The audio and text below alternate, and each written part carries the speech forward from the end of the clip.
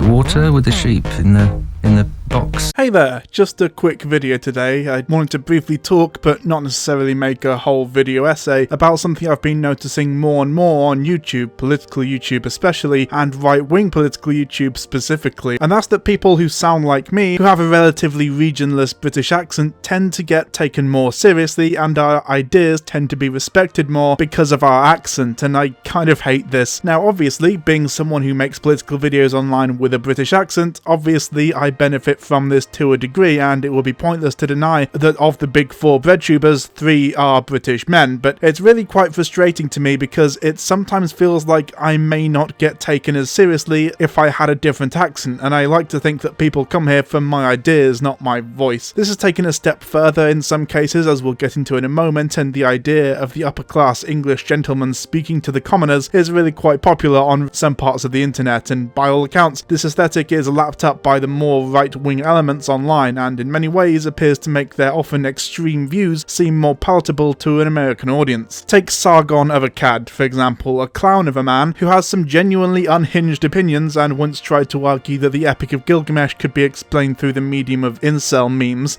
And for some reason Gilgamesh turned out 2/3 god and 1/3 mortal, which is mathematics that doesn't make sense. But he is 100% Chad. And so they create Enkidu, the wild man. Now this is actually a really generous picture of Enkidu, because the description is not nearly as encouraging. His body was rough, he had hair like a woman's. His body was covered in matted hair like the god of cattle. He was innocent of mankind, he knew nothing of cultivated land. He's this giant, savage, unwashed guy who lives with the animals and eats grass. He's actually an incel, but this leads us on to the 5,000-year-old red pill. Somehow manages to be taken seriously because he speaks authoritatively in a British accent, performs Britishness to an embarrassing degree, and somehow to his audience comes across a reasonable guy who's well read on the issues he talks about, even though he demonstrably is not, whilst using the name and image of an ancient Mesopotamian emperor, whilst regularly demonizing and railing against modern inhabitants of that region. But oh boy, Sargon is just the tip of the iceberg here. Let's take a look at some of his fanboy copycats, shall we?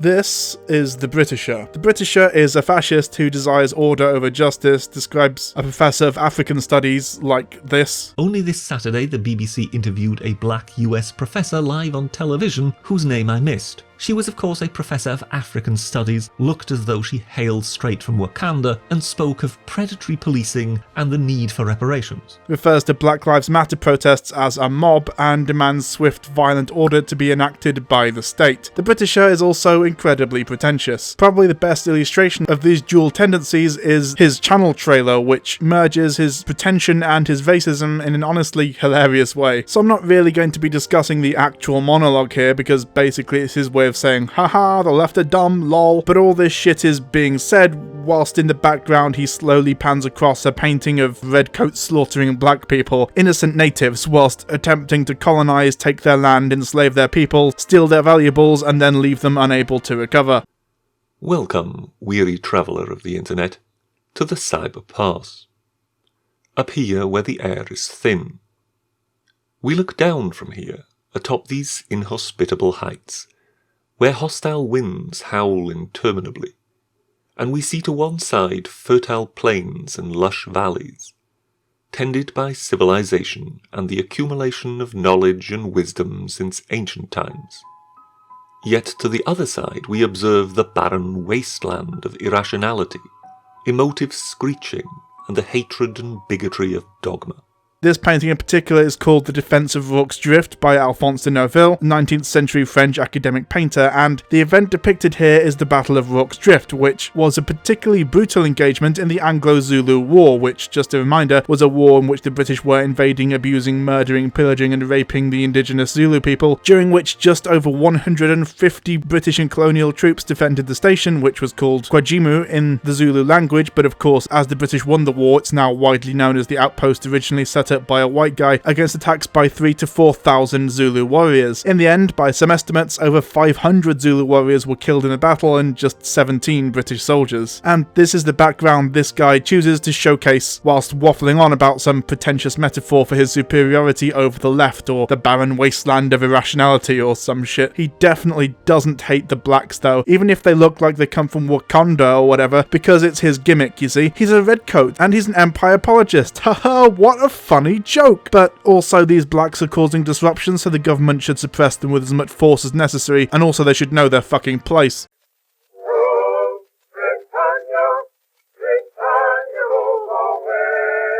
At first, I was surprised by Voltaire's ghost because I thought, don't most of these people fetishize their Britishness? But then I realised that actually the rant sona and aesthetics are not necessarily as important as the historical reverence and pretension. After all, Sargon of Akkad, the actual historical dude, not YouTube channel, wasn't British, but Carl Benjamin still uses his Britishness to great effect. With a character like the Britisher, it's more important, but most of the time it's just as simple as British accent and historical LARPing rant sona. Speaking of rant sonas, this is Voltaire's ghost.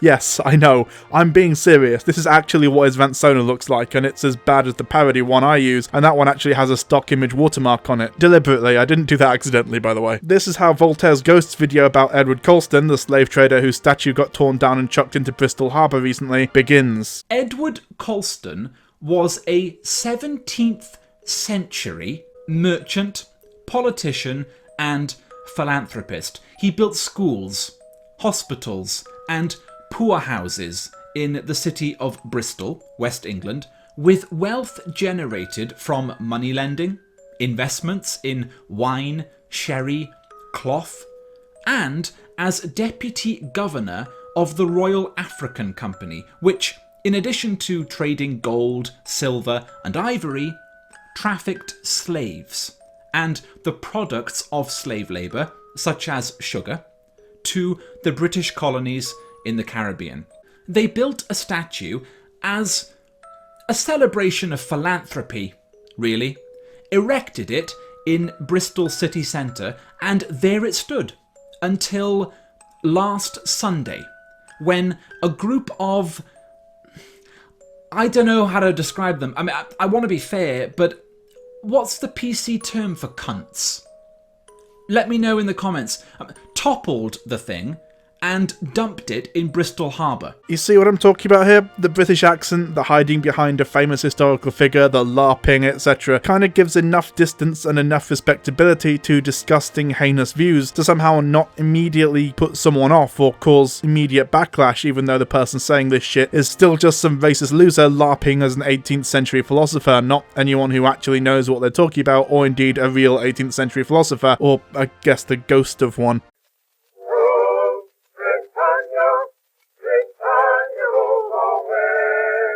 I've never played Warhammer. Sorry, I just decided that I preferred sex. Okay, I'm sorry, I couldn't resist. I'm sure there are plenty of Chad Warhammer gamers out there, and some, I'm sure, are not racist, but alas, I have yet to meet one. The guy we're talking about next is certainly not one of them, though. He is, in fact, pretty much just a Nazi, believes that LGBTQ+ or black people shouldn't exist in his precious fictional fascist utopia, that saying racism is bad is in some way authoritarian, and absolutely lost his shit after being blacklisted from Games Workshop promotional material for being too toxic. They may occasionally be seen as pets. Or, to use a considerably more charged term for which this channel is rightly famed, house niggers. While the other Gnoblars are forced to work long, hard, dirty, and excessively dangerous jobs, pet Gnoblars are allowed to stay inside, lazy around all day, and even occasionally eat from their ogre master's own table. Now, of course, this is his rant sona, but the main thing I want to talk about today is the fact that he appears to be the rare non-British LARPer, because he's your arch Warhammer, whilst he may appear at first glance to be a mirror universe version of either Stuart Ashen's Simon Pegg or both, is actually Norwegian. Not that you'd know it, however, because, and I apologise in advance here, this is what his voice sounds like. White Lives Matter is now a controversial statement. Not only that, it is a far-right statement. Yes, that's correct. This is reality right now. This is apparently the case. Fuck me.